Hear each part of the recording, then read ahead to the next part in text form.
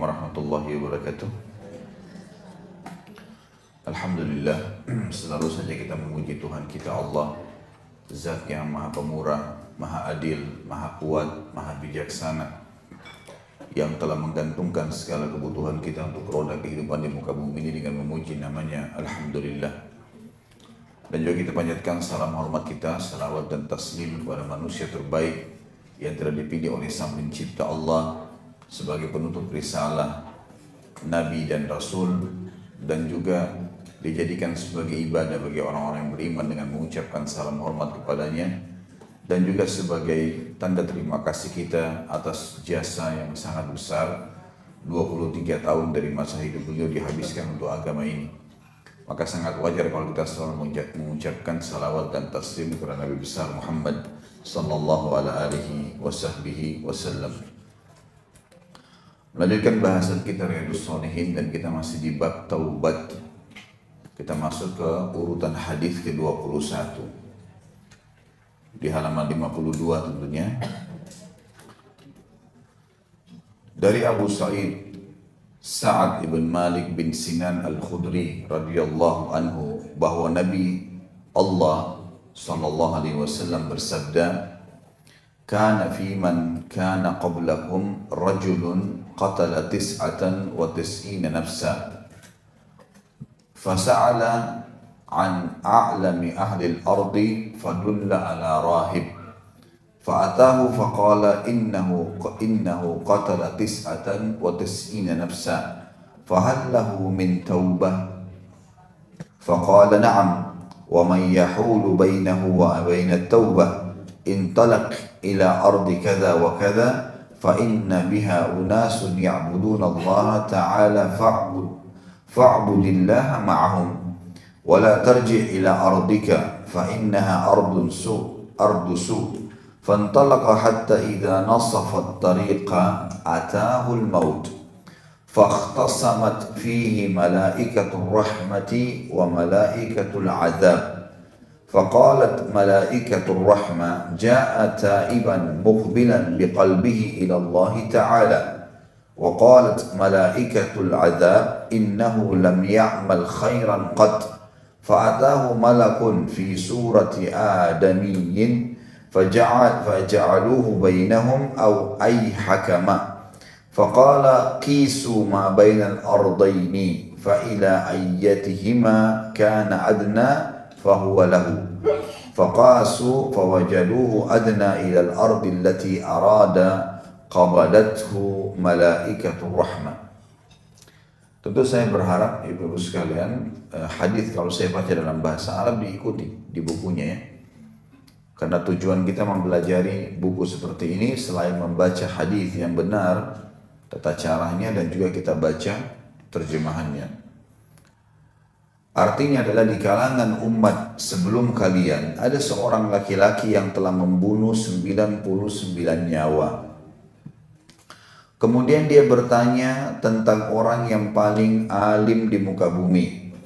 Sebenarnya yang dimaksud dengan alim di sini adalah orang yang paling dekat dengan Allah. Karena sebenarnya hadis ini ada dua kalimat yang perlu digarisbawahi. Fasa'ala an a'lami ahlil ard. Kalimat ini adalah yang dimaksud dengan orang yang dianggap paling dekat dengan Allah. Nanti akan ada kalimat yang kedua juga a'lam, yang dimaksud kata ulama hadis adalah orang yang paling pintar dan paling faham tentang hukum agama. Saya ulangi, di kalangan umat sebelum kalian ada seseorang laki-laki yang telah membunuh 99 nyawa. Kemudian dia bertanya tentang orang yang paling alim, maksudnya orang yang paling dekat hubungannya dengan Allah di muka bumi, maka dia pun ditunjukkan kepada seorang rahib. Dan rahib ada footnote di situ, angka kecil 45. Di bawah tertulis seorang ahli ibadah dari Bani Israel. Berarti yang dimaksud sini adalah kisah orang sebelum kita. Dia mendatanginya dan bertanya, sesungguhnya ada seseorang yang telah membunuh 99 nyawa. Apakah masih ada taubat untuknya? Maka rahib itu menjawab, tidak. Maka dia pun, orang yang telah membunuh 99 tadi, membunuh si rahib, membunuhnya sehingga dia menggenapkan angka 100 dengannya. Maksudnya 100 orang yang dia bunuh. Kemudian dia bertanya lagi kepada orang-orang, siapa orang yang paling alim di muka bumi? Kalimat alim yang kedua adalah yang dimaksud dengan orang yang faham agama. Kalau yang pertama itu adalah orang yang suka beribadah, tapi ilmu agamanya tidak ada. Makanya pada saat ditanya, masih bisa taubat nggak kalau saya bunuh 99 jiwa? Dia bilang nggak bisa. Padahal sebenarnya 1000 jiwa pun sudah dibunuh, tetap Allah terima taubatnya selama belum meninggal. Maka orang yang kedua ini adalah orang yang alim, orang yang tahu tentang hukum agama. Ditanya kepadanya, sesungguhnya ada seseorang yang telah membunuh 100 nyawa, apakah ada taubat untuknya? Orang alim itu menjawab, iya. Memangnya siapa yang menghalangi antara dirinya dengan taubat? Dan mungkin tidak diterima, asal dia ikhlas pasti diterima. Pergilah ke negeri ini dan itu. Maksudnya adalah ini dalam bahasa Arab biasanya dikatakan pergilah ke negara itu atau ke wilayah ini. Biasanya disebutkan namanya, tetapi karena ini hadis intinya menyampaikan tentang kejadian sebelum kita, maka tidak selamanya disebutkan nama wilayahnya. Jadi istilah digunakan pergilah ke negara ini dan negara itu, maksudnya adalah kamu pergilah ke wilayah ini dan disebutkan pada saat itu namanya. Karena sesungguhnya di sana terdapat orang-orang yang beribadah kepada Allah yang Maha Tinggi. Maka beribadahlah kepada Allah bersama mereka. Dan jangan pulang ke negerimu, ke kampungmu, ke desamu, ke kotamu. Karena, perhatikan sebabnya, ia, maksudnya kota atau negerimu itu adalah negeri yang buruk. Adalah negeri yang buruk. Dilihat di situ footnote 46 dikatakan dalam hadis ini terkandung keutamaan ilmu daripada ibadah dan yang disertai kejahilian dan juga keutamaan mengasingkan diri ketika masyarakat telah rusak. Nanti akan kita rincikan ya. Saya masih baca terjemahan dulu. Maka orang tadi yang telah membunuh 100 jiwa berangkat dan tak kala dia sampai pada separuh perjalanan mau menuju ke tempat negeri yang dia ingin bertaubat dan beribadah kepada bersama dengan orang-orang soleh, beribadah kepada Allah, dia dijemput oleh maut, datang ajalnya. Maka malaikat-malaikat rahmah yang biasanya menjemput ruh orang beriman dan malaikat-malaikat azab yang biasanya menjemput ruhnya orang-orang fasik dan kafir. Fasik adalah orang yang muslim tapi banyak dosanya tidak sempat taubat. Maka malaikat-malaikat rahmat dan malaikat azab berselisih tentangnya. Orang ini masuk ke surga atau masuk ke neraka. Malaikat-malaikat rahmat berkata, dia datang dalam keadaan bertaubat, menghadap dengan sepenuh hatinya kepada Allah yang Maha Tinggi. Sementara malaikat-malaikat azab berkata, sungguhnya dia belum pernah melakukan kebajikan sama sekali. Orang ini gak ada ibadahnya sama sekali. Bahkan dosanya sampai membunuh 100 jiwa. Maka ada satu malaikat lain yang mendatangi mereka dalam bentuk manusia. Akhirnya mereka menjadikannya sebagai penengah atau hakim di antara mereka. Maksudnya di antara malaikat rahmat dan malaikat azab ada malaikat lain menjelma jadi manusia lalu kemudian menjadi penengah di antara dua malaikat yang sedang berselisih. Maka dia pun berkata, malaikat yang menjelma menjadi manusia tadi berkata, ukurlah jarak antara dua negeri ini. Kemana dia lebih dekat jaraknya? Ke negerinya kah yang buruk atau ke negeri yang dia ingin bertaubat yang baru? Maka dia termasuk penduduknya. Supaya adil, kalau dia lebih dekat dengan negeri yang dia mau beribadah kepada Allah, berarti dia wajar bergabung dengan orang-orang itu. Kalau dia lebih dekat dengan negeri yang dia tadinya masih berbuat dosa, wajar dia menjadi penduduk di sana. Ternyata mereka menemukan bahwa dia lebih dekat dengan negeri yang sedang dia tuju, yang dia ingin bertaubat. Sehingga malaikat-malaikat rahmalah yang menanganinya. Hadis ini riwayat Bukhari Muslim. Kita lanjutkan dulu. Setelahnya ada potongan hadis dan dalam satu riwayat dalam As-Sahih ya, disebutkan, maksudnya riwayat yang disebutkan dalam Sahih Bukhari, fakana ilal qaryati salihati aqraba bishibr faju'ila min ahliha, maka dia lebih dekat satu jengkal saja kepada negeri yang baik itu yang dia ingin beribadah, sehingga dia pun dianggap sebagai salah satu penduduknya. Dan dalam sebuah riwayat yang lain juga as-sahih dikatakan, fa'auhallahu ta'ala ila hadhihi an taba'adi wa ila hadhihi an taqarrabi wa qala kisu ma bainahuma fawajaduhu ila hadhihi aqraba bishibr bifaghfira lah. Maka Allah yang maha tinggi mewahyukan kepada negeri ini menjauhlah. Maksudnya adalah negeri yang dia tadinya berbuat dosa. Allah perintahkan negerinya, kampungnya untuk menjauh dari jarak orang yang meninggal ini. Dan Allah berkata kepada negeri ini, negeri yang dia tuju untuk bertaubat, mendekatlah. Maka dan dia berkata, ukurlah jarak antara keduanya. Lalu penengah di antara dua malaikat tadi berkata, coba ukur di antara dua negeri ini. Lalu mereka mendapatinya lebih dekat satu jengkal ke negeri yang ditujunya itu, sehingga dia pun diampuni. Dan dalam riwayat yang lain disebutkan, fana'a bisadrihi nahwaha, maka dia menjauh dengan dadahnya menuju ke arahnya. Maksudnya adalah pada saat orang ini mau diukur, dia jatuh, ternyata jatuhnya itu di tanah pada saat dia meninggal, dadahnya, ukuran dadahnya sampai ke kepalanya ini lebih dekat dengan negeri yang dia taubat daripada negeri yang dia tadinya berbuat dosa. Inilah riwayat kita tentunya, dan seperti biasa kita akan ambil pelajaran dari hadis ini, potongan demi potongan dari hadis.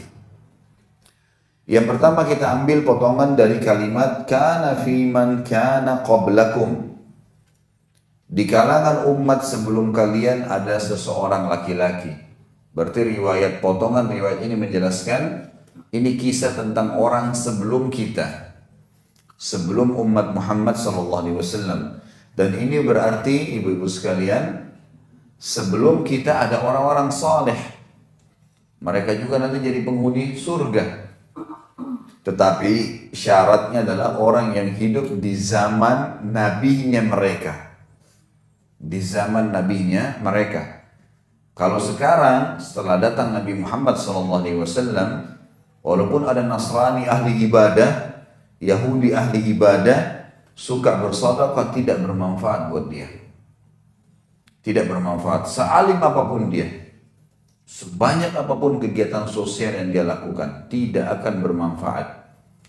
Yang bermanfaat adalah orang-orang yang hidup di zaman Nabi mereka. Seperti misalnya di zaman Nabi Musa alaihissalam masih hidup. Atau Nabi Musa sudah meninggal tapi belum datang Nabi baru yang membawa ajaran. Atau Rasul baru membawa ajaran. Belum datang Isa alaihissalam. Maka semua pengikut yang mengaku pengikut Nabi Musa yang patuh pada saat itu dikatakan beriman. Mereka akan masuk surga nantinya. Tapi setelah datang Isa alaihissalam, ada datang Rasul baru, nggak bisa lagi. Dianggap dia beriman kalau dia menyempurnakan imannya dengan membenarkan risalah Rasul yang baru. Makanya orang-orang Nasrani mengatakan Yahudi kafir. Padahal Yahudi jelas-jelas beriman sama Allah juga, beriman juga pada risalah Nabi Musa. Tapi mereka, mengapa orang Nasrani sebelum Nabi Muhammad SAW diutus perang besar tuh antara Nasrani sama Yahudi, selalu perang, gitu kan? Orang Yahudi menganggap Isa bukan Nabi, orang-orang Nasrani mengatakan Isa adalah Nabi. Dan pada saat itu, sebelum Nabi Muhammad SAW diutus, Nasrani yang benar. Karena harus orang beriman pada Rasul-Rasul. Itu kan rukun iman. Makanya rukun iman kita juga adalah beriman kepada Rasul-Rasul. Nah kalau datang Rasul baru, nggak bisa lagi. Harus ikuti Rasul yang baru. Nabi Isa SAW, tapi tetap mengakui adanya Musa. Tetap mengakui adanya Taurat. Tapi yang diterapkan syariatnya adalah Injil sekarang. Gitu kan? Nah orang-orang yang beriman di zaman Nabi Isa AS, pada Nabi Isa sebelum datangnya Nabi Muhammad SAW dikatakan beriman, dan mereka pasti akan masuk ke dalam surga kalau mereka mengikuti pada saat itu, patuh. Setelah datang Nabi Muhammad SAW, mereka harus menyempurnakan iman mereka dengan iman kepada risalah Nabi Muhammad SAW. Yang tidak beriman maka dikatakan kafir. Dan ini alasannya kenapa kita mengatakan Nasrani dan Yahudi kafir.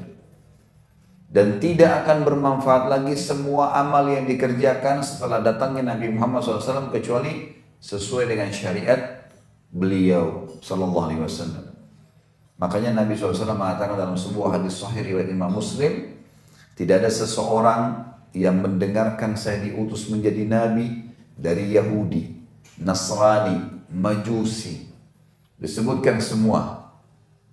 Kemudian mereka tidak beriman pada risalah saya dan mereka meninggal dalam keyakinan itu kecuali pasti masuk neraka.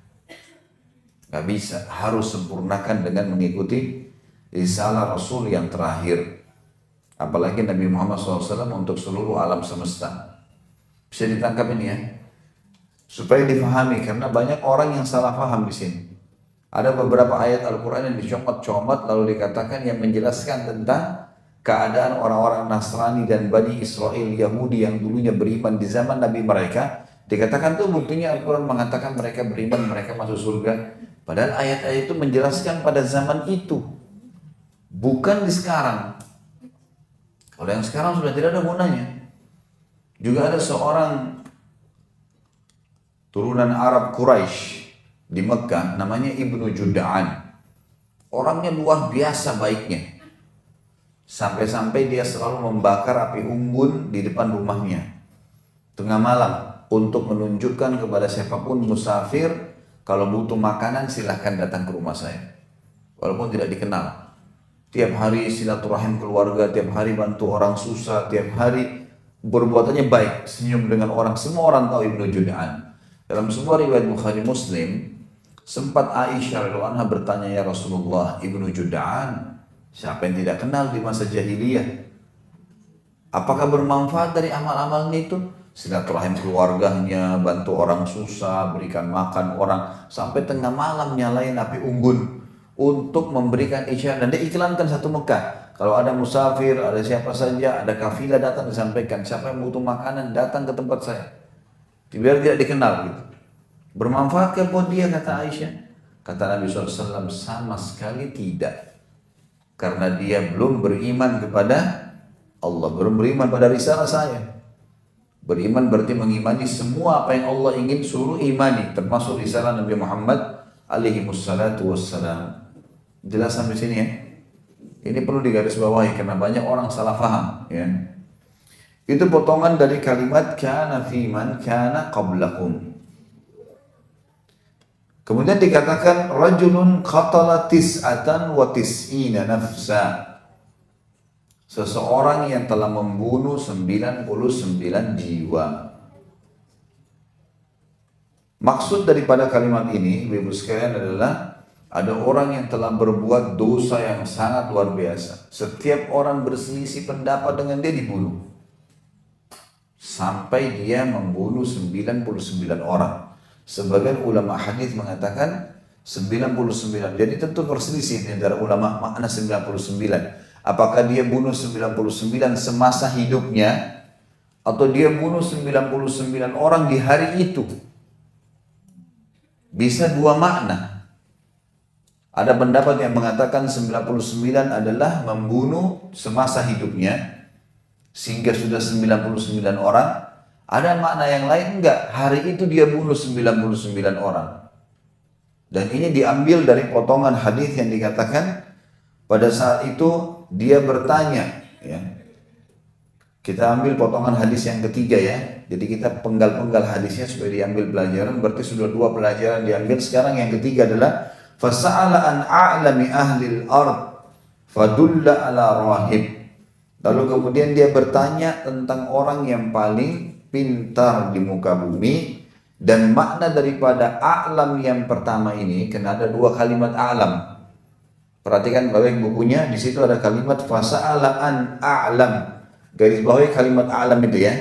Dua kali diulangin. Ada juga di baris yang keempat ya. Dikatakan, maaf, di baris yang ketiga, thumma sa'ala an a'lam ahlil ardh. Sudah didapat? Dua kali kan diulangi ya. Nah, kalimat a'lam adalah orang yang pintar. Tapi ulama hadis mengatakan yang pertama ini dikatakan Fasa'ala an a'lam ahlil ard, lalu dia bertanya tentang orang yang paling pintar di muka bumi. Fadulla ala rahib, lalu dia tunjukkan kepada rahib. Kata-kata rahib ini adalah ahli ibadah, tapi nggak punya ilmu.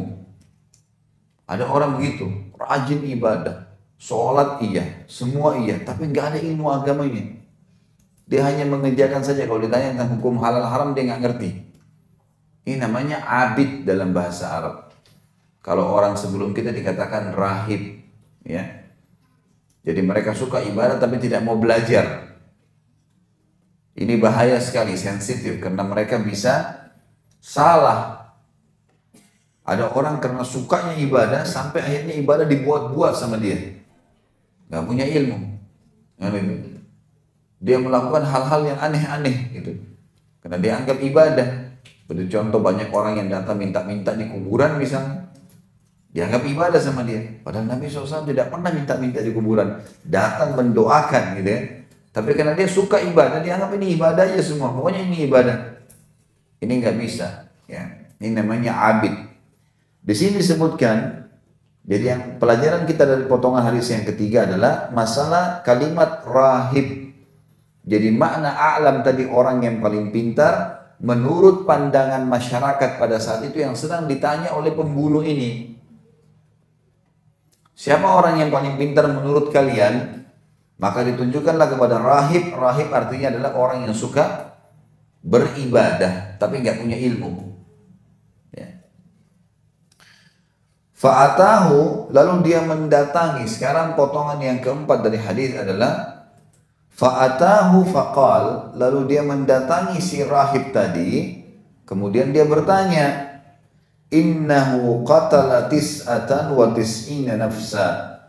Riwayat lain dikatakan inni qataltu, sesungguhnya saya telah membunuh 99 jiwa.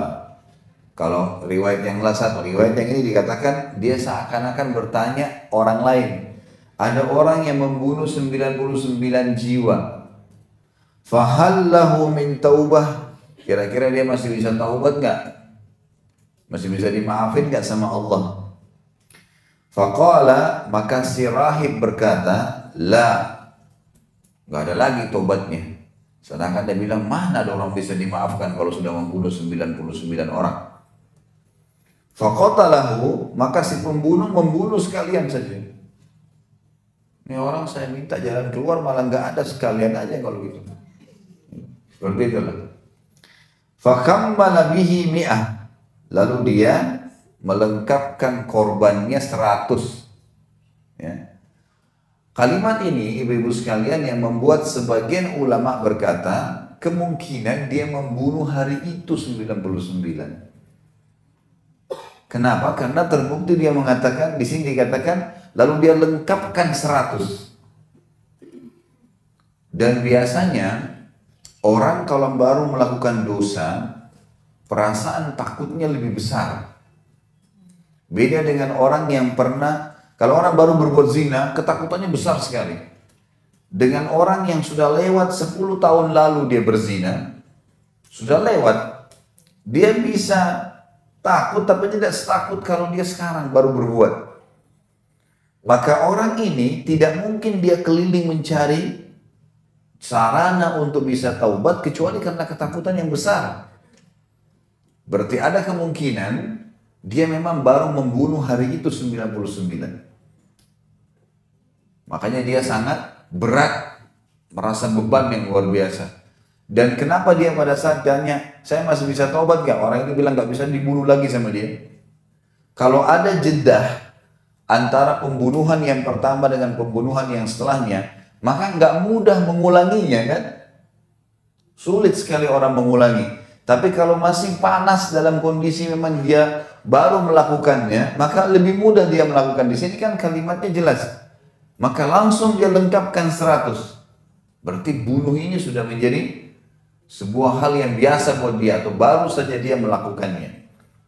Orang masih terbawa dengan arus emosinya dan seterusnya. Walaupun dalam hadis ini tidak disebutkan sebabnya. Kenapa orang ini membunuh? Allahu a'lam. Kita nggak tahu. Tapi kita ambil pelajaran darinya. Sampai sini sudah potongan yang keberapa? Yang keempat. Ditulis ya. Jangan cuma didengar. Nanti minggu depan saya tanya atau bulan depan saya tanya nggak tahu. Sayang kalau masuk di majelis ilmu terus nggak tahu, dan ini merincikan hadis seperti ini potong demi potongan ini penting ya. Supaya betul-betul faham. Jelas sampai sini potongan keempat ya. Ditulis di sebelahnya, di sisi bukunya, atau punya catatan sendiri, dicatat pelajaran pertama dari hadis, potongan. Jadi caranya bahasa Arabnya itu ibu garis bawahi yang tadi saya bilang ini potongan pertama ya. Tulis angka 1 kecil, tulis di atasnya, di atas kertas yang masih kosong di buku angka 1. Ini pelajaran pertama. Dan maksudnya ini. Terus saya bilang tadi potongan yang kedua, kalimat ini di garis bawahi, tulis angka 2 kecil di atasnya, tulis lagi di atas bukunya atau di bawah bukunya angka 2. Jadi tahu ini potongan, maksudnya ini faidah-faidah hadisnya.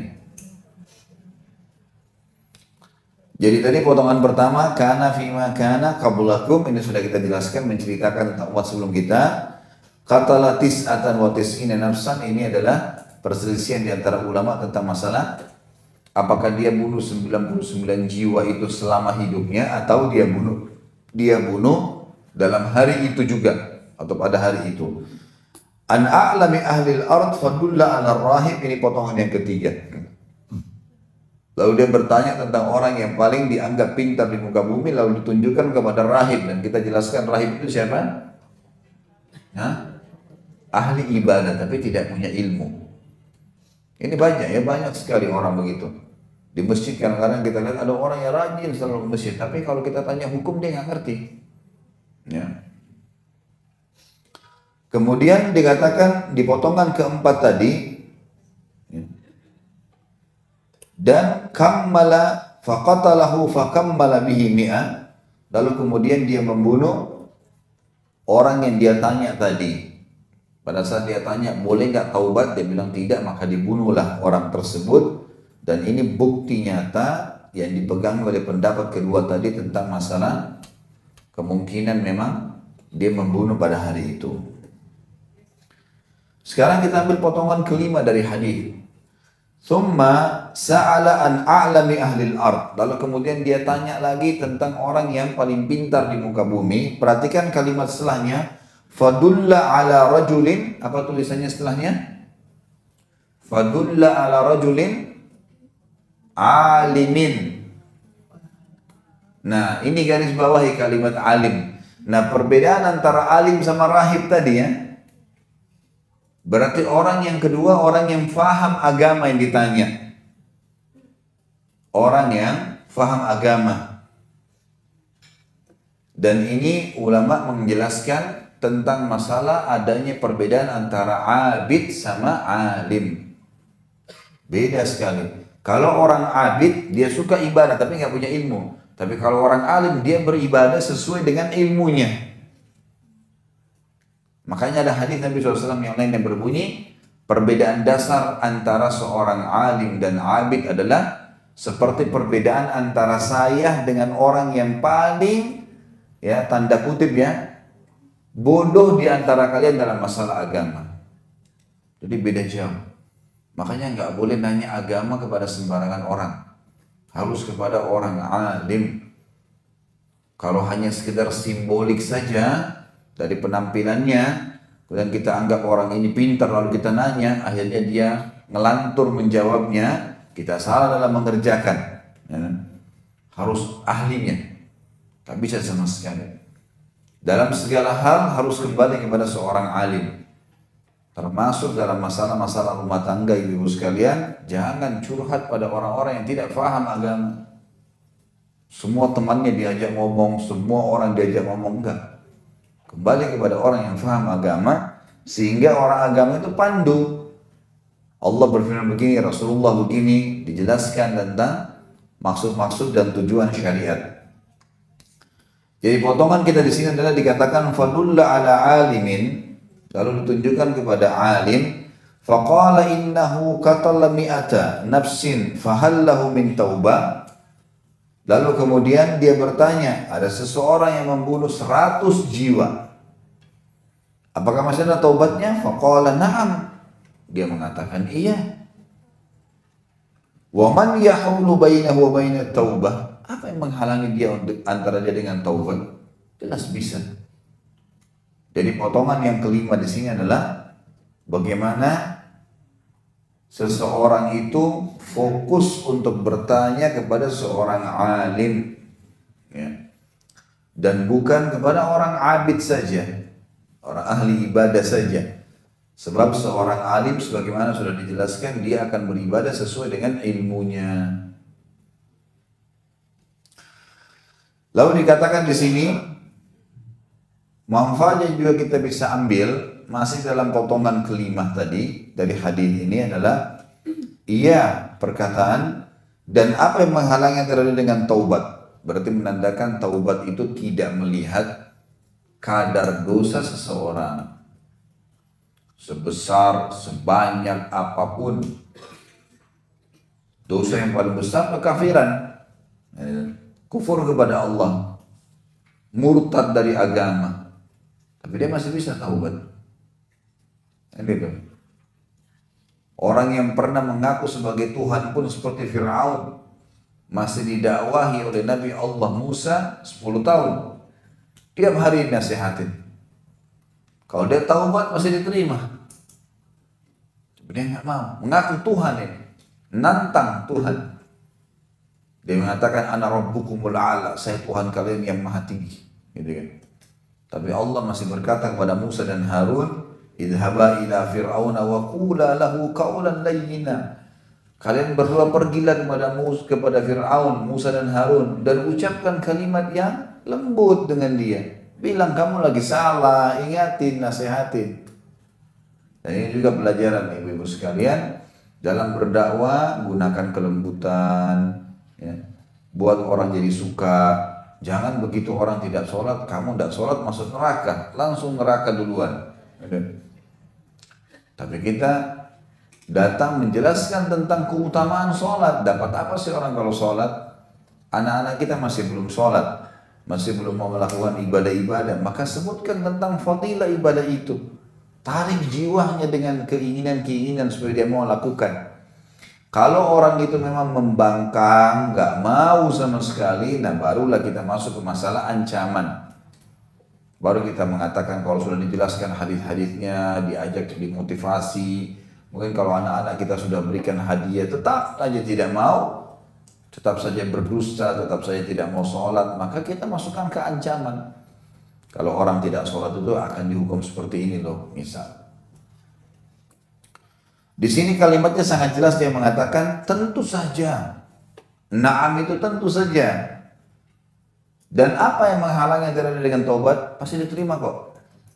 Gitu. Intaliq ila ardi kada wa kada. Di sini potongan kita yang keenam dari hadis adalah beranjaklah. Pergilah kamu, orang yang mau taubat tadi disuruh ke bumi atau ke negeri ini dan itu. Lalu lanjutannya, fa inna biha unasun ya'budunallaha ta'ala fa'budillaha ma'ahum. Karena di sana ada orang-orang yang menyembah Allah, maka sembahlah Allah bersama mereka. Potongan kalimat ini penting. Ini faidah yang keenam adalah seseorang kalau mau taubat dia harus meninggalkan komunitas lamanya. Gak boleh lagi berteman sama teman-teman yang buruk itu, gak bisa lagi. Kenal ya, tapi bersahabat tidak. Yang sudah sering sama-sama dulu ke diskotik, ke bar, berzina segala macam, melakukan proyek-proyek haram, udah gak ada lagi sekarang ceritanya. Harus diberhentikan. Karena kita berteman dengan pemalas, kita jadi pemalas. Kita berteman dengan orang rajin, jadi orang rajin. Kita berteman dengan pebezina, pendusta, kita jadi seperti mereka. Karena manusia mudah beradaptasi, gitu kan? Badan kita mudah adaptasi. Musim dingin kita bisa hadapin, musim panas kita bisa hadapin. Awal merasa iya, tapi lama-lama jadi adaptasi. Kita berteman dengan orang-orang soleh atau solehah, kita juga akan seperti mereka. Sabda Nabi SAW jelas, almaru ala dini khalili, seseorang sesuai dengan agama temannya dan lingkungannya. Di hadis ini penting sekali. Ibu-ibu yang mau taubat, tinggalkan lingkungan yang lama. Selesai urusannya. Itu harus. Nggak boleh lagi kontek-kontekan. Jangan bilang, oh saya memang sekarang sudah pakai jilbab besar, nggak apa-apa dan saya berteman sama teman-teman saya dulu. Siapa tahu saya bisa dakwain mereka. Kata-kata siapa tahu, siapa tahu. Mereka dapat hidayah, tapi siapa tahu juga kalau kita yang tertarik sama mereka. Manusia lemah, kan gitu. Gak semudah itu. Kita dakwahi mereka silakan. Kirimkan buku misalnya, kasih informasi apa silakan. Tapi kita berbaur, duduk enggak. Karena sudah nggak bisa sama sekali, berbahaya. Ucapan-ucapan yang mereka ucapkan bisa satu kisah perzinahan membuat kita zina juga. Bisa satu kisah orang saleh atau salehah yang mengubah ibu kita jadi sholat malam, kita jadi taubat. Berbahaya sekali komunitas. Makanya di sini diperintahkan oleh si alim tadi, pergilah ke negeri ini dan negeri ini. Kenapa si alim tidak bilang, ya sudah diterima taubatmu, lakukanlah ibadah, sudah kembali ke negerimu. Kenapa disuruh pergi ke negeri lain? Kenapa disuruh pindah? Karena komunitas, bahaya, komunitasmu ini berbahaya.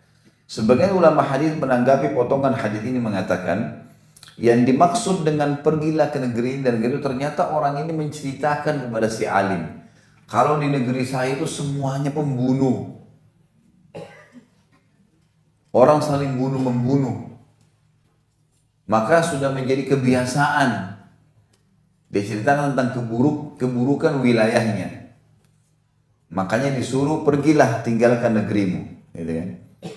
Lalu disuruh menuju kemana? Ke komunitas yang baik. Pergilah ke negeri ini, ditunjuk negerinya. Karena di sana alasannya ada orang-orang yang beribadah kepada Allah. Kita kalau lihat orang soleh atau soleha, lihat mereka lagi duduk di majelis ilmu, lihat mereka lagi puasa sunnah, lihat mereka lagi sholat berjamaah, lihat kita juga terpengaruh. Kan ganjil. Misal ada majelis saling begini, pas azan pada sholat, ada yang tidak sholat di belakang duduk sendiri. Dia merasa risih sendiri kan. Sebagaimana juga orang kalau ke diskotik yang lainnya pada joget, ini enggak. Dia juga jadi risih sendiri. Maka pengaruh sekali, besar sekali pengaruhnya komunitas itu. Penting. Jadi sekarang bentuk komunitas. Mencari orang-orang baik ya memang di majelis ilmu. Mencari orang buruk ya di diskotik, di bar yang kerjanya memang rusak.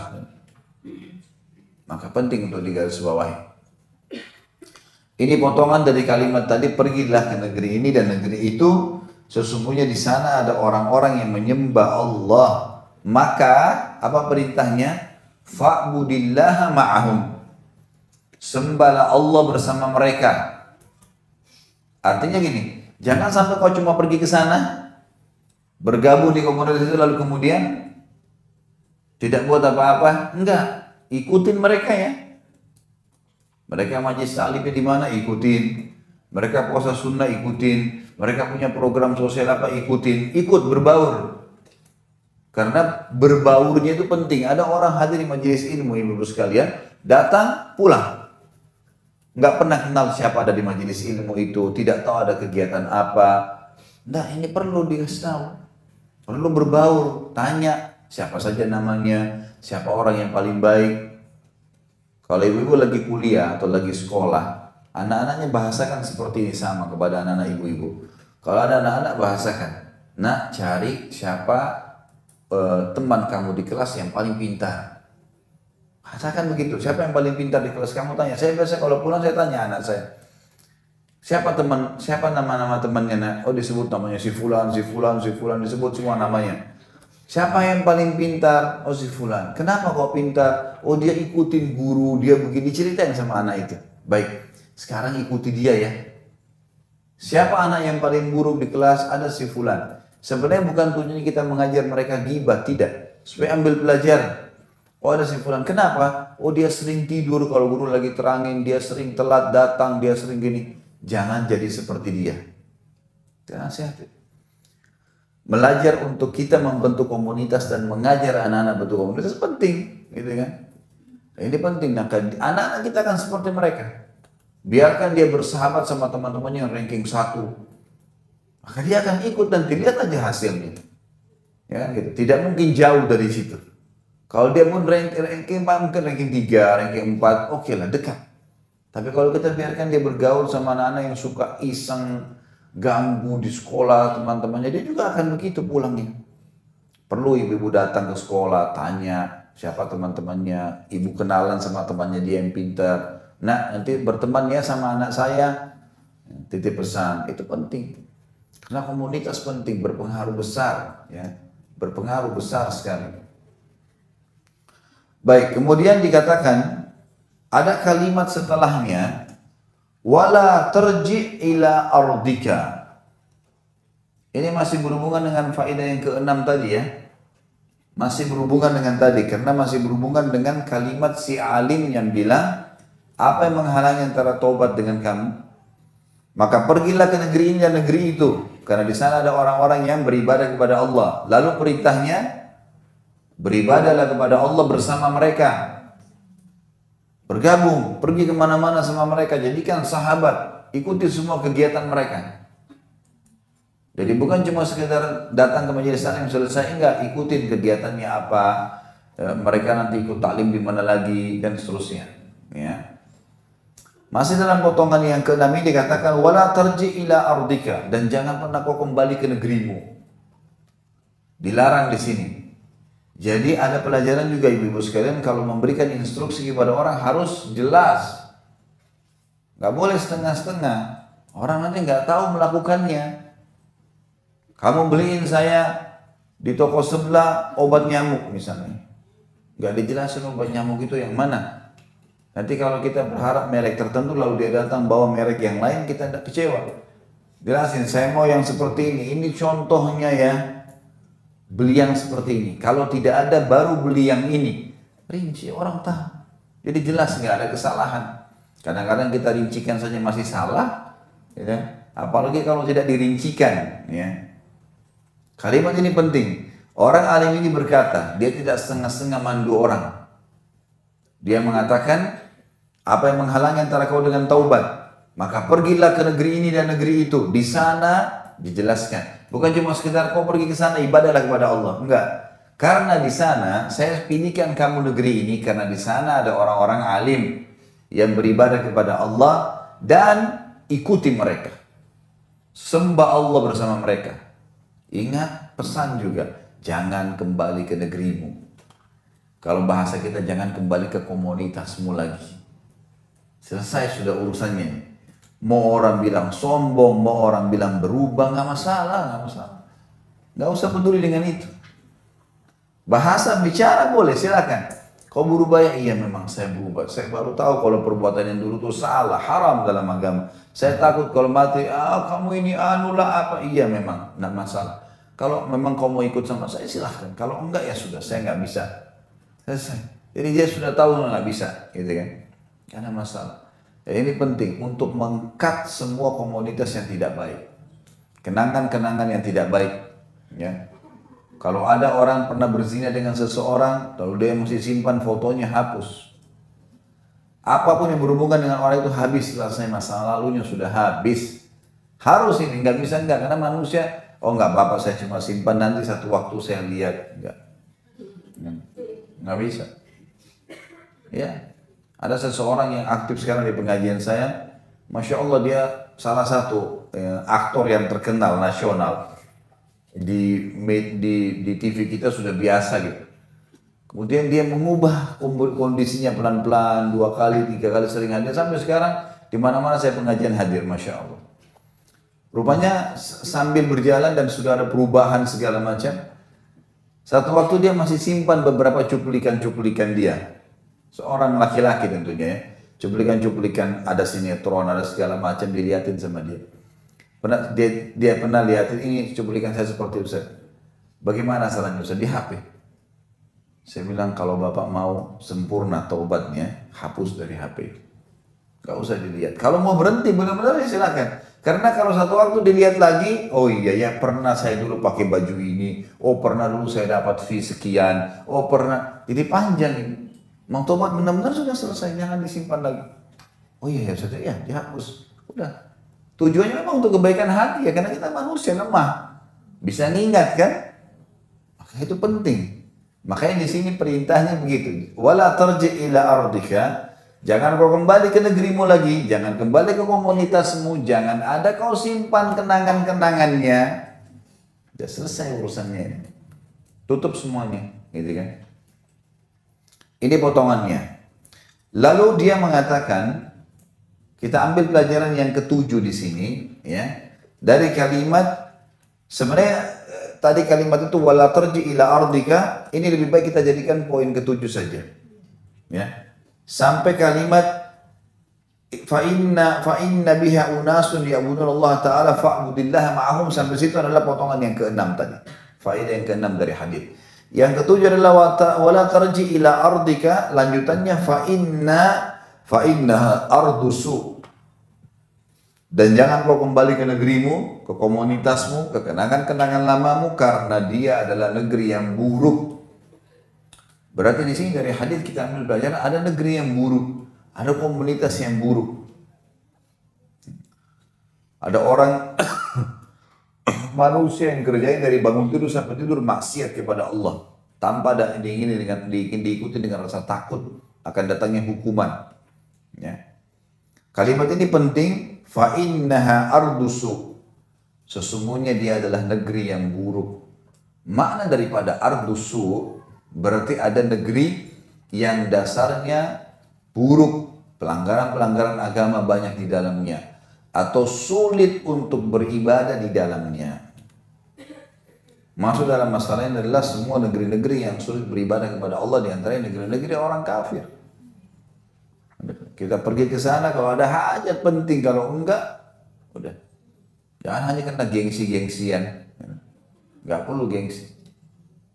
Musim salju datang ke negeri kafir hanya untuk foto, lihatkan sama temannya, baru pulang lagi. Padahal sudah kedinginan luar biasa. Untuk apa ini?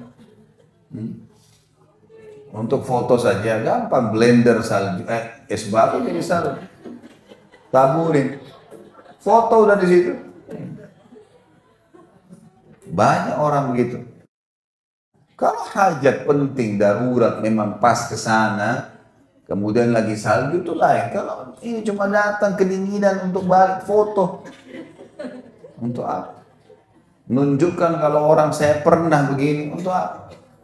Enggak ada gunanya. Enggak. Kita kalau enggak kena salju, enggak terputus tangan kita, enggak buta mata, enggak ada apa-apa.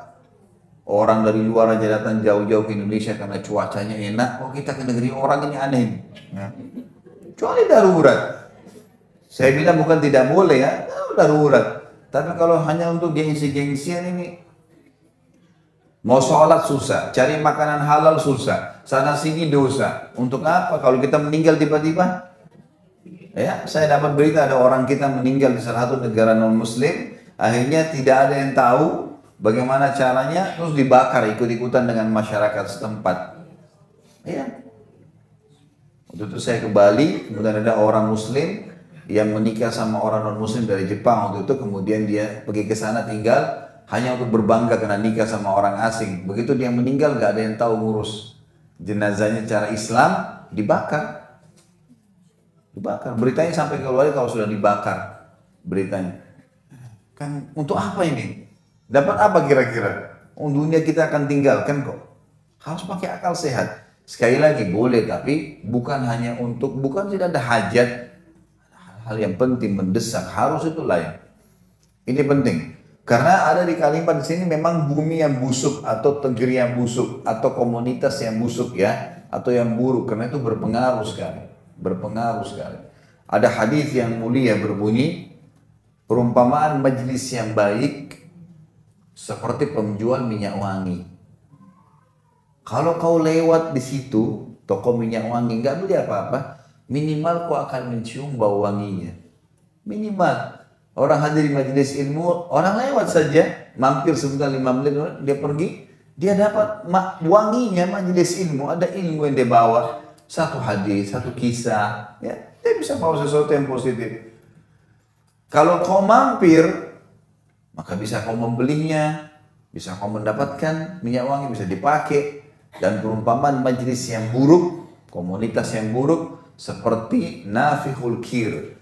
Nafihul kir itu orang-orang Arab dulu kalau mereka mau bakar arang, mereka pakai kir namanya. Kir itu seperti kipas, tapi digabung dua, di ujungnya itu ada lubang. Itu kalau ditekan begini nanti keluar angin. Jadi kalau kita kan sekarang kipas ya biasanya pakai kipas angin segala. Ini enggak, dia pakai kir namanya. Jadi bentuknya seperti dua hal begini, di ujungnya ada mulutnya. Ini kalau ditekan begini keluar angin. Ya. Itu namanya kir. Kata Nabi SAW seperti peniup kir itu. Ya. Kalau lagi ditiup, kita lagi lewat, bisa saja kau tercium bau busuknya atau membakar bajumu. Majelis buruknya begitu. Kalau kita cuma sekedar mampir, cuma 5 menit, tapi orang cerita tentang apa? Berpengaruh. Nonton sesuatu cuma sebentar, berpengaruh. Lihat yang ceramah berpengaruh, lihat yang buruk berpengaruh, pasti berbahaya. Kejiwaan manusia labil sekali. Maka sangat wajar kalau kita harus bentuk komunitas. Cari negeri, cari tempat, cari komplek, cari apalah sekolah, semua yayasan, tempat berkumpul yang baik.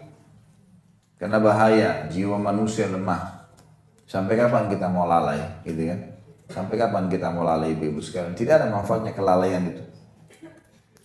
Ini potongan dikatakan dari hadis yang dikatakan wala tarji ila ardika, dan jangan kembali ke negerimu, komunitasmu, fa innaha ardusu, karena dia adalah negeri yang buruk. Ya. Sudah panjang lebar saya jelaskan tadi. Potongan yang ke-8 adalah fantalaka hatta idza nasafa at-tariq atahul maut. Kemudian pada saat dia jalan menuju ke negeri yang dia mau taubat, di tengah jalan dia kedatangan kematian atau ajal. Nah, ini pelajaran yang ke-8. Kalau mati bisa datang setiap saat. Mau ibu itu olahragawan, makanannya sehat, vitaminnya mahal, segala macam lah, ya, lingkungannya sehat. Kalau ajal datang, mati. Nggak mandang, mati itu sesuatu yang misterius, datang setiap saat. Ada orang sehat, olahragawan, kita tahu berita beberapa masuk di medan di lapangan sepak bola, sehat, jatuh mati. Ada orang yang stroke 10 tahun diranjang nggak mati-mati, belum datang ajalnya. Kita tentu sunnah Nabi SAW untuk jaga kesehatan, sunnah Nabi jaga kesehatan, sunnah Rasulullah SAW. Kita makan makanan sehat, iya, olahraga, itu bagian dari agama. Kita niatkan karena merawat apa yang Allah sedang titipkan. Ingat ya, beda pahalanya. Ada mandi misalnya atau tidur mubah, ada yang sunnah, ada yang haram. Bagaimana memahaminya? Orang kalau tidur, dia jadi mubah. Kapan dia capek, ngantuk, tidur, tidur. Itu mubah. Nggak ada pahala, nggak ada dosa. Dia bisa jadi pahala loh, bisa jadi sunnah. Bagaimana? Niat tidur itu untuk merawat apa yang badan yang sedang Allah titipkan. Ngantuk ini berarti sinyal dari Allah, ini butuh istirahat.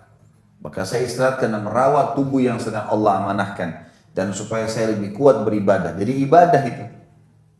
Tidurnya bisa jadi haram kalau tidur terus kerjanya. Dari pagi sampai malam tidur nggak bangun-bangun. Ada orang begitu Ramadan. Bangun cuma sholat, tidur lagi. Puasa cuma 5 menit, menjelang azan 5 menit baru bangun. Ini jadi haram tidur ini. Gimana caranya orang tidur begini? Semua begitu. Orang mandi bisa jadi mubah.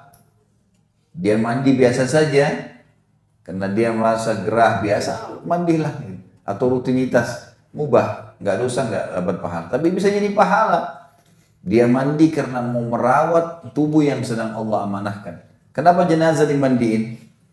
Kenapa nggak mati, sudah mati, kubur aja begitu.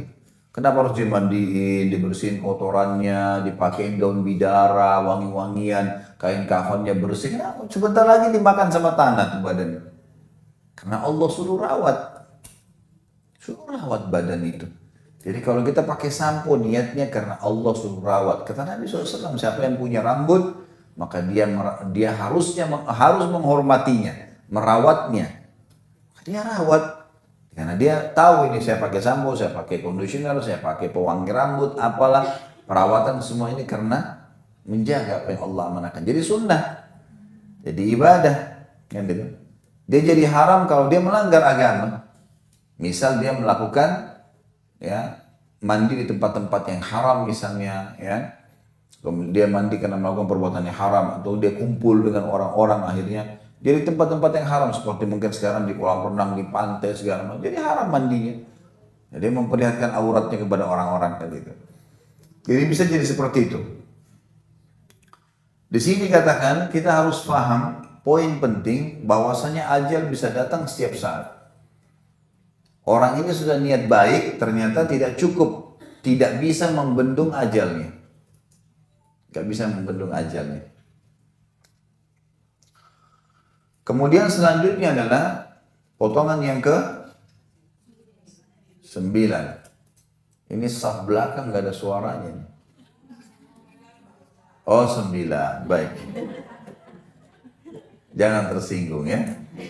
Kalau tersinggung juga apa boleh buat. Yang ke-9, faqtasamat fihi malaikatur rahmah wa malaikatul azab. Lalu berselisih pendapatlah ya antara malaikat rahmah dan malaikat azab. Ini pelajaran ke-9.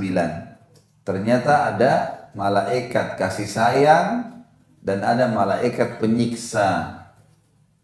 Ini juga disebutkan dalam hadis yang lain, kalau seorang mukmin meninggal dunia, maka akan datang kepadanya malaikat rahmah membawa kain kafan dari surga.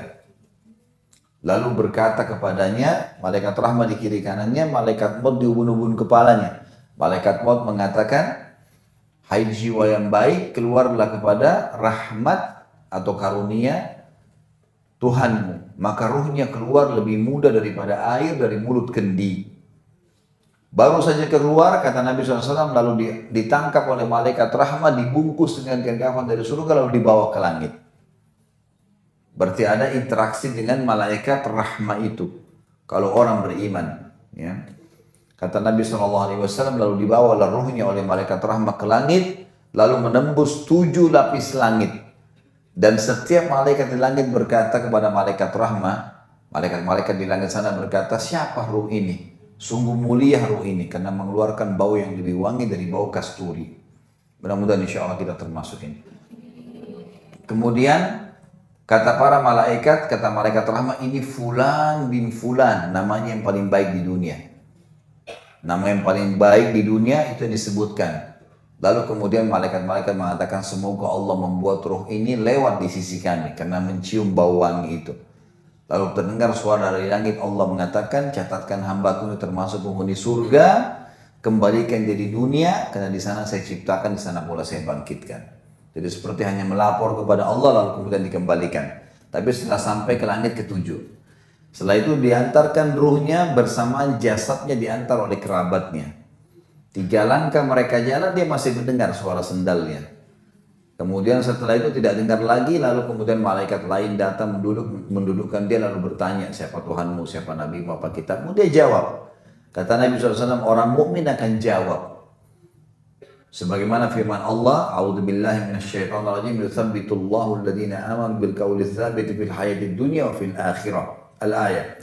Allah akan menetapkan di lisan orang-orang beriman jawaban ya yang tepat di dunia.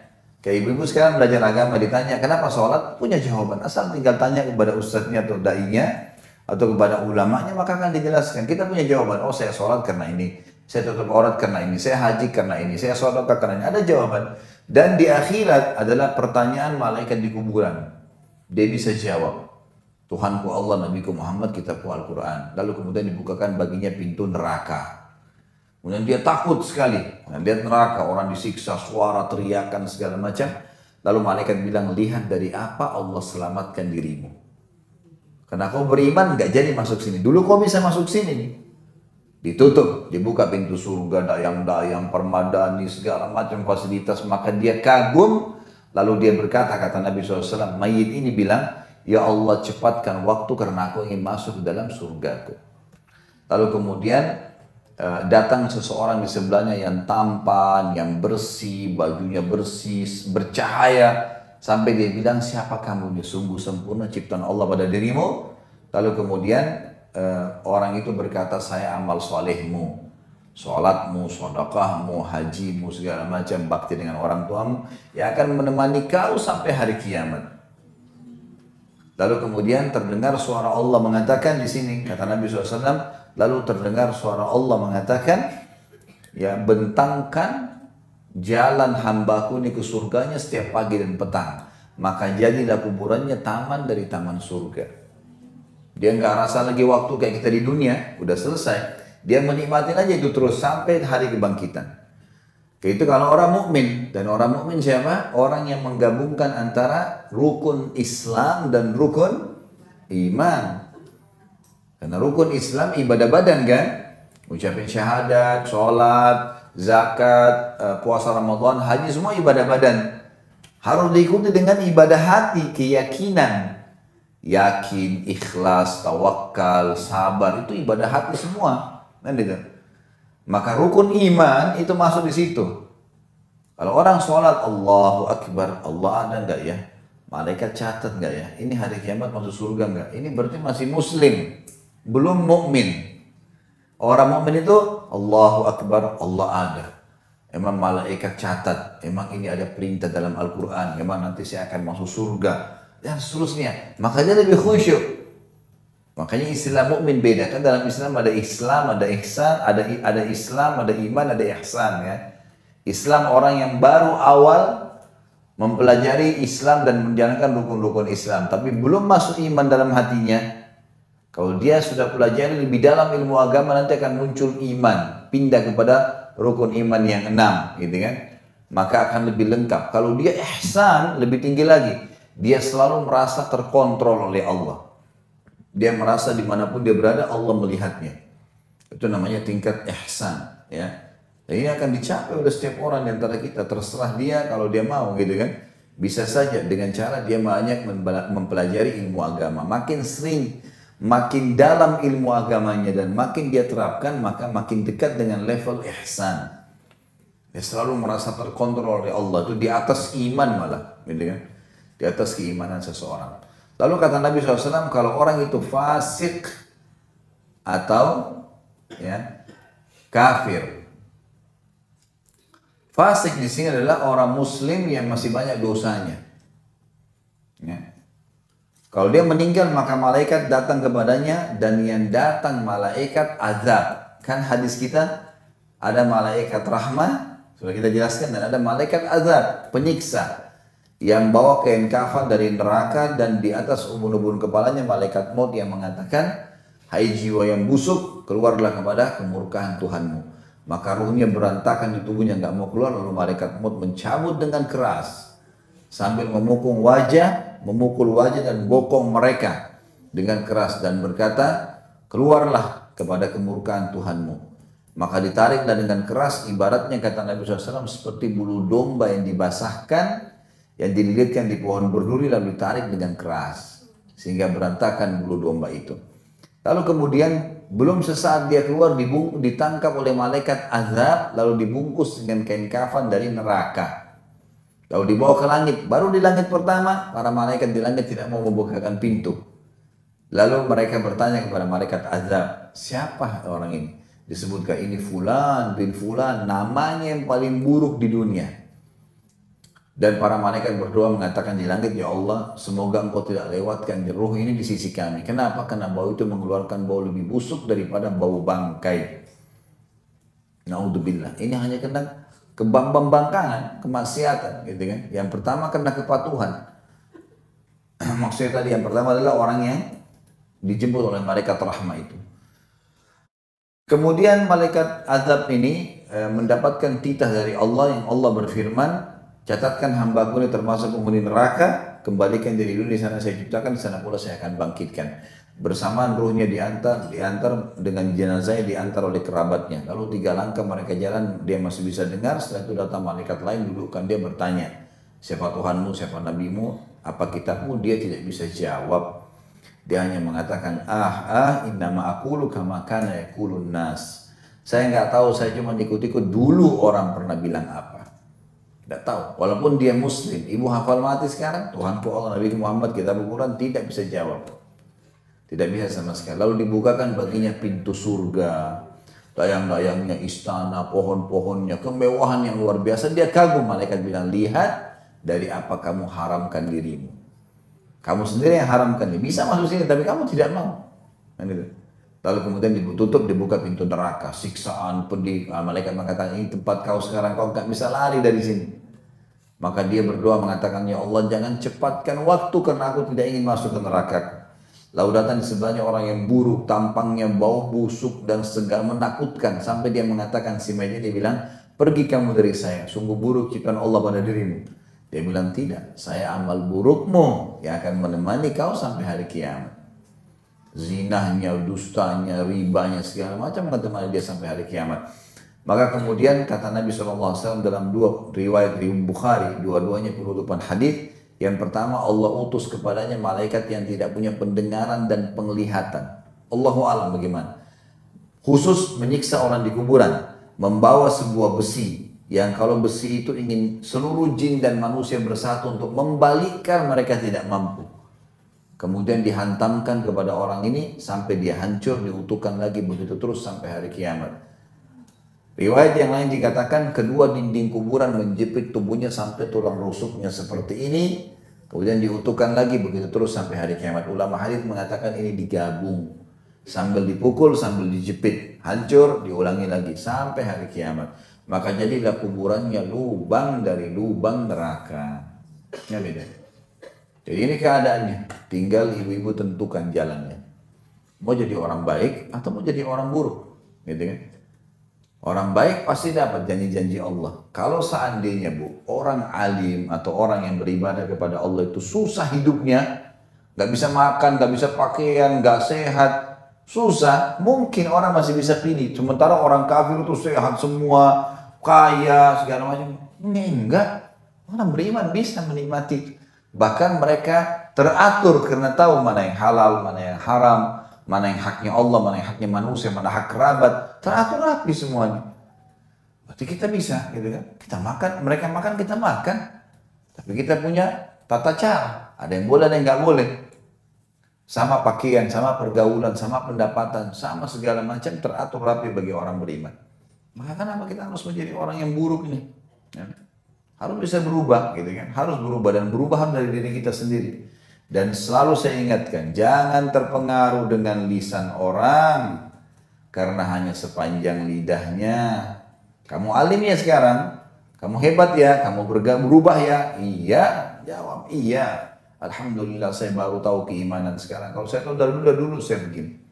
Seperti itulah kita harus menjawab. Kalau enggak bahaya ini. Saya datang ke sini Ibu sekalian bukan meramaikan majelis. Saya datang ke sini untuk memberikan peringatan. Ambil pelajaran. Sebab Allah memberikan kita pelajaran.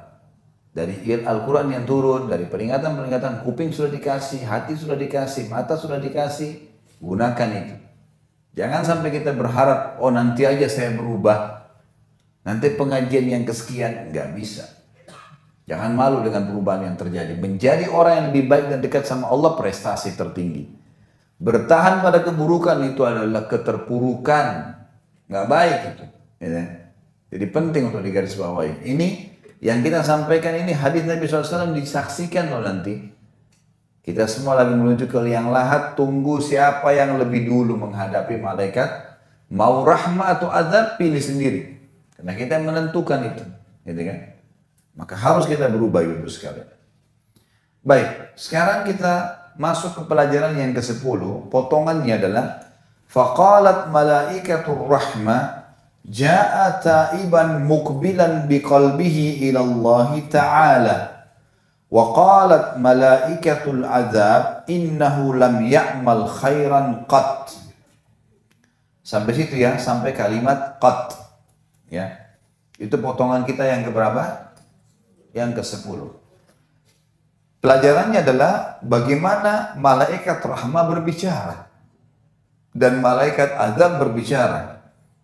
Berarti komunitas malaikat ada dan berinteraksi, berbicara satu sama yang lain di antara mereka. Dan cukup banyak sekali dalil yang menjelaskan masalah itu. Di sini malaikat rahmah memang sudah ditugaskan oleh Allah, hanya namanya rahmah. Rahmah itu kasih sayang, ya. Dia memang sibuk dengan itu. Bukti dari kalimat dia sibuk dengan itu, dia mengatakan orang ini malaikat rahmat tahu tidak pernah buat kebaikan. Nggak ada ibadahnya orang ini.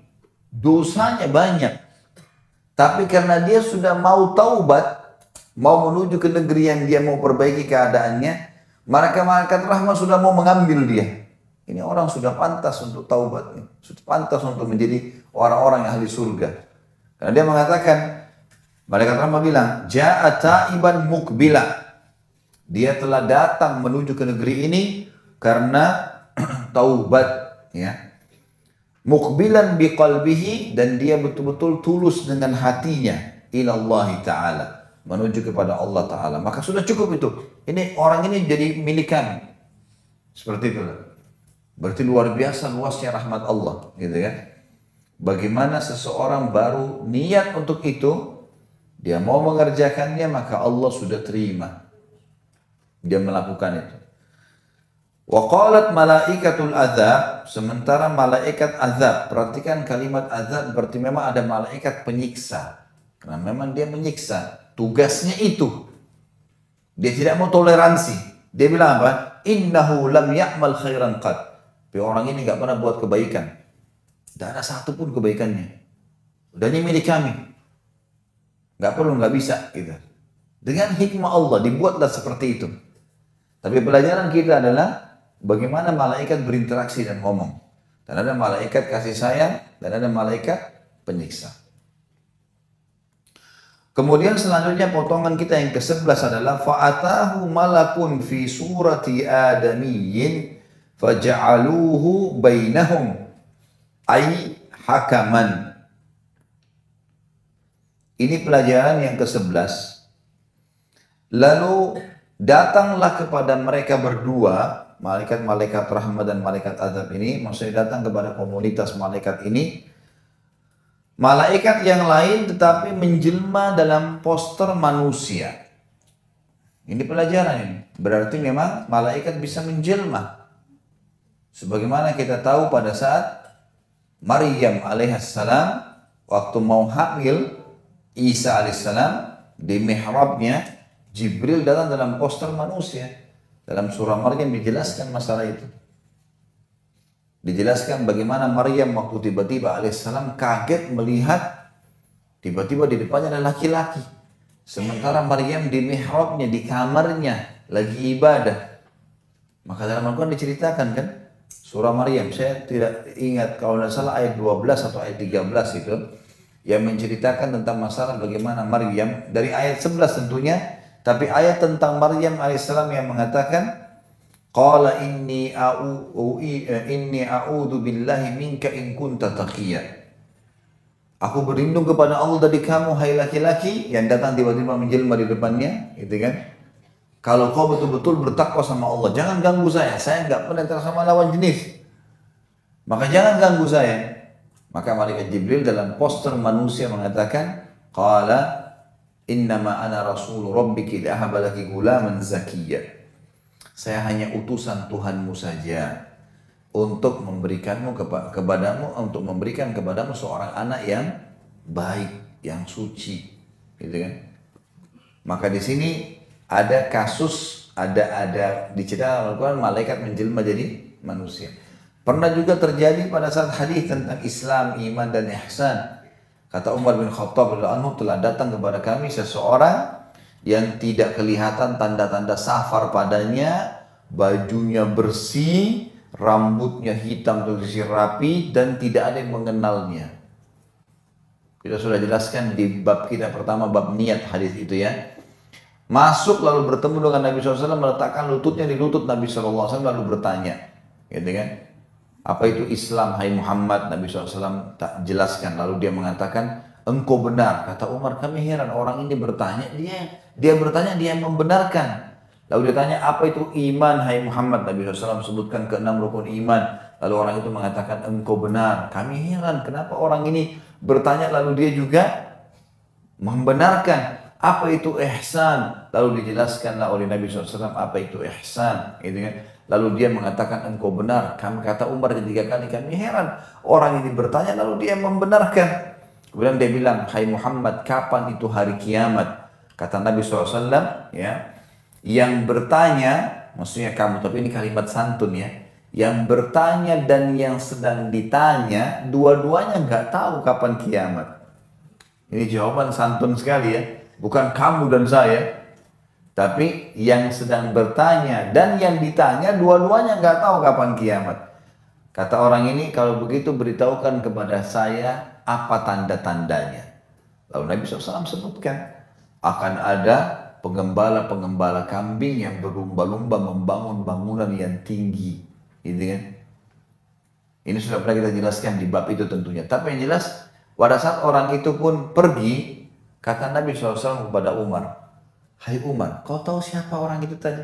Kata Umar, tidak ya Rasulullah. Kata Nabi SAW, itu Jibril yang datang menjelma jadi manusia mengajarkan kalian urusan agama kalian. Berarti bisa menjelma jadi manusia dengan hikmah Allah. Makanya potongan kita di sini apa? Dikatakan fa'atahum malak, maka datanglah kepada komunitas malaikat rahmat dan malaikat azab, malaikat lain. Tapi di sini disebutkan fi surati adamiyyin, dalam poster manusia. Faja'aluhu bainahum ay hakama. Lalu kemudian malaikat-malaikat yang sedang berselisih ini menjadikannya sebagai penengah, gitu kan? Hakam.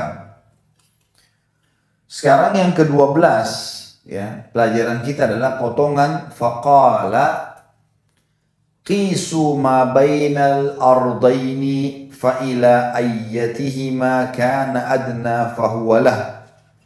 Faqasu fawajaduhu adna ila al-ardi allati arada qabadathu malaikatur rahmah.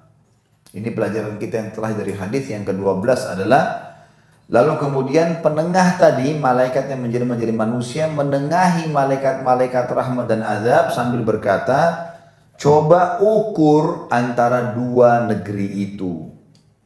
Negeri dia yang buruk dengan negeri yang baik yang dia mau datangin, gitu kan? Mana kira-kira negeri yang dia lebih dekat padanya?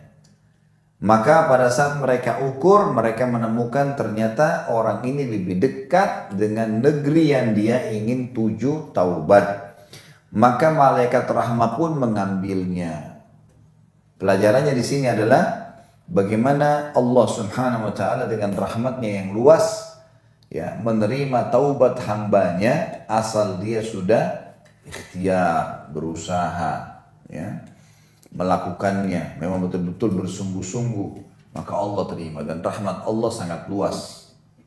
Kita sudah pelajari di hadis kita, di bab kita ini, bab taubat, hadis pertama tentang masalah Allah Subhanahu wa taala sangat gembira dengan taubat hambanya, daripada seseorang dari kalian yang pergi dengan bekalnya, dengan untanya di tengah padang pasir, lalu kemudian hilang untanya dengan bekalnya. Pada saat dia tidur, dia bangun, hilang. Lalu dia cari keliling, tidak ketemu. Sampai dia sudah capek dan putus asa, kemudian dia kembali ke tempat di bawah pohon yang dia tidur tadi. Lalu dia mengatakan, saya tidur saja, semoga pada saat saya bangun saya sudah mati. Karena sudah nggak ada bekal, nggak ada tunggangan, di padang pasir yang luas, nggak ada kehidupan, nggak ada komunitas, gitu kan. Maka pada saat dia tidur, lalu dia bangun, dia temukan untanya dan bekalnya ada di sebelahnya. Kata Nabi SAW, Allah lebih gembira daripada orang itu dengan taubat hambanya. Jadi Allah SWT gembira dengan kita meminta maaf kepadanya. Sama juga Allah sangat senang dengan hambanya yang tamak terhadap rahmatnya. Selalu berdoa, terus berdoa, tamak dengan rahmat Allah. Allah lebih suka dibandingkan orang nanti ada hajat baru berdoa. Saya sudah pernah bilang, masih ingat poin penting kaidah hidup dalam doa. Dalam bab doa adalah seseorang lebih afdal berdoa lagi sehat nih. Ya Allah, pertahankan kesehatanku. Itu lebih afdal daripada dia sakit lalu dia bilang, ya Allah sembuhkan saya. Lebih baik dia tamak dengan rahmat Allah daripada dia minta jalan keluar dari masalahnya. Lagi kaya, Allah berkahi, luaskan, tambah. Begitu, itu tamak dengan rahmat Allah lebih baik daripada nanti bangkrut baru minta supaya diberikan jalan keluar. Dua-duanya boleh, tapi ini lebih afdal, lebih besar pahalanya. Bahkan ada hadis Nabi SAW yang berbunyi, kenalilah Tuhanmu pada saat kau sedang lagi langgeng, lagi sehat, lagi kaya. Kenali Tuhan pada saat itu. Banyak bersedekah, banyak membantu, banyak ibadah, khusyuk dalam doa, baca Quran. Maka dia akan mengenalimu pada saat kau sedang susah. Kata kunci gampang kalau lagi ada masalah keluar dari jalan keluar, karena kita kalau lagi sehat kita beribadah kepada Sang Pencipta Allah. Ini pelajaran tentunya, dan bagaimana rahmat Allah sangat luas sampai akhirnya hanya karena masalah itu saja lebih satu jengkal saja lebih dekat dengan wilayah yang dia mau bertobat, maka Allah dengan kemahamurahannya menyuruh malaikat rahmah untuk mengambil ruhnya. Riwayat yang lain lebih hebat lagi. Disebutkan tadi potongan hadis ya di halaman 54, maka dia lebih dekat satu jengkal ke negeri. Kalau tadi hadis kita yang panjang itu, dia lebih dekat saja ya, lebih dekat kepada negeri yang dia mau taubat gitu kan. Kalau riwayat yang lain tidak, dia lebih dekat satu jengkal. Artinya memang dekat sekali dengan dosa juga gitu kan. Satu jengkal saja maka sudah cukup dia dianggap sebagai salah satu penduduknya. Dianggap dia termasuk orang-orang yang taubat. Riwayat yang lain lebih hebat lagi. Allah sendiri mewahyukan. Karena dia mau taubat, Allah yang mewahyukan kepada kedua negeri itu. Negeri yang tadi buruk disuruh menjauh dari orang ini, dan negeri yang dekat orang yang dengan dia taubat disuruh mendekat. Dan ini sebagian ulama hadis mengatakan apa adanya, zahirnya begitu. Betul-betul negeri itu Allah gerakkan, bergerak, pindah dari posisi awalnya dengan kuasa Allah. Yang negeri tadi yang buruk menjauh dari dia. Sebagian ulama mengatakan kalau dihubungkan dengan riwayat sebelumnya memang menjauh satu jengkal. Menjauh satu jengkal. Jadi bukan bergerak pindah jauh, enggak, memang sedikit saja. Dan negeri yang dia mau taubat mendekat satu jengkal. Sehingga memang ditemukan lebih satu jengkal di sini. Juga pelajaran ada di sini dikatakan fa'ai bisadrihi nahwa.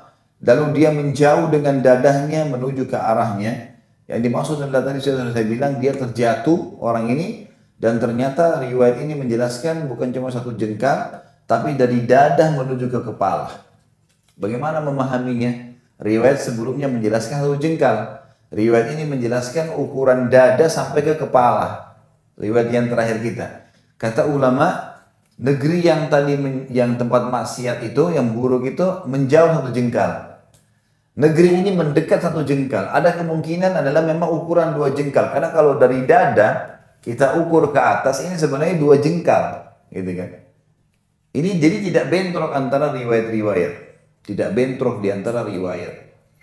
Maka kemungkinan besar memang adalah 2 jengkal jarak ukuran dada sampai di kepala. Orang ini lebih dekat kepada negeri yang dia taubat kepada Allah Subhanahu wa taala. Dan pelajaran yang sangat besar bagaimana rahmatnya Allah sangat luas. Allah menerima taubat hambanya, tinggal kita mau atau tidak. Tinggal mau atau tidak. Ya. Dan sekali lagi orang-orang yang beriman kepada Allah Azza wa Jalla, orang yang beriman kepada Allah pasti dibukakan segala manfaat buat dia. Dan tidak ada sesuatu yang tertahan dari rahmat Allah. Allahu a'lam. Mungkin begitu. Subhanakallahumma bihamdika asyhadu an la ilaha illallah astaghfirullah wa atubu ilaik. Wassalamualaikum warahmatullahi wabarakatuh.